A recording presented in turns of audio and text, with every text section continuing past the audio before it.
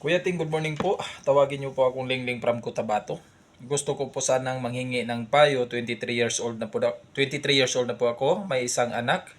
Namasukan po ako bilang isang katulong dito sa Makati. Yung mister ko po kasi nung nasa probinsya po ako, umasa lang sa magulang niya. Mamas boy po kung tawagin. Kaya napilitan po akong lumuwas dito sa Maynila para magtrabaho. Ngayon po may nanligaw sa akin, driver ng amo ko. 35 years old na po siya. Mabait po siya at ayon sa kanya, hiwalay na siya sa kanyang asawa. Nahulog na po unti-unti ang loob ko sa taong ito at may isang bisis na pong may nangyari sa amin. Willing naman siyang maging magulang sa mga anak ko. Sana po mapansin niyo ang mensahe ko, Kuya Ting. Okay, Ma'am Ling, magandang araw po. Bago ko po sagutin itong mensahen mo, nais ko munang magpasalamat sa lahat ng tumatangkilik sa ating video. Maraming salamat po sa inyong lahat. Kahapon po may isa tayong kababayan na nakipag-usap sa akin via Messenger patungkol nga din po sa kasalukuyan niyang buhay relasyon. Kahit ako sobrang nalungkot sa kalagayan niya, kaya lang nakiusap siya na wag na lang gawing video ang advice ko sa kanya. Naisip-isip ko napakarami talagang may problema ngayon sa relasyon, mababae man o lalaki. Dahil din po kasi ito sa technology, napakadali na lang kasing makipag-communicate sa panahon natin ngayon. Hindi tulad ng dati na kapag may liligawan ka, pupuntahan mo pa mismo sa lugar nila. Ngayon, isang text lang, segundo abot kamay mo na. Kaya payo ko lang po sa inyo, kahit anong pagsubok na pagdadaanan natin, maging matatag lang po. Kaya pagsubok ang tawag niyan dahil sinusubok lang ang katatagan mo bilang isang tao. Kaya wag panghinaan, lahat ng problema ay lilipas din yan. Nasa sayo na lang kung gusto mong manatili sa problema na yan, okay?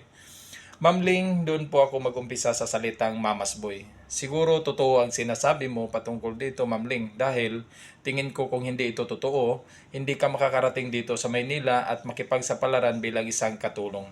Napakahirap mapalayo sa pamilya, mapalayo sa anak, pero dahil nga sa kahirapan ng buhay, tinutulak tayo palayo sa pamilya natin.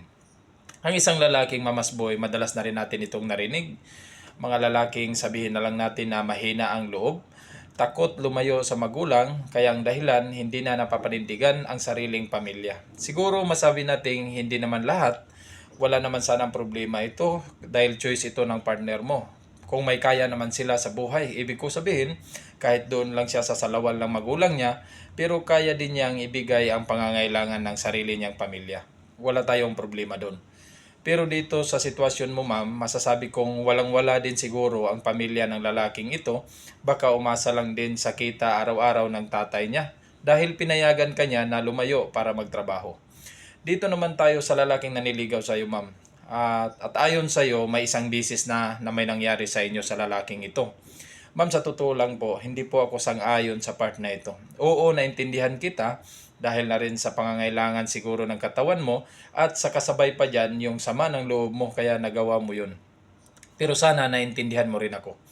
Pero wala na tayong magagawa at nangyayari na po yan. Para sa lahat pong kababaihan, huwag po tayo kaagad maniniwala sa mga matatamis na pangako ng mga lalaki.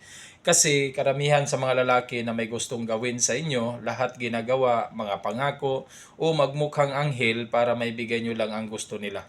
Sa bandang huli, biglang napako lahat ng mga pangako. Ibig ko sabihin, ma'am, bago mo sana ito ginawa, nakipaghiwalay ka muna sa mister mo. Pero tulad po ng sabi ko, nangyari na yan.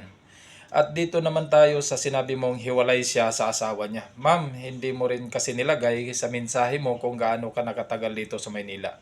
Alam niyo po bang magic word na po yan ng mga kalalakihan dito sa Maynila?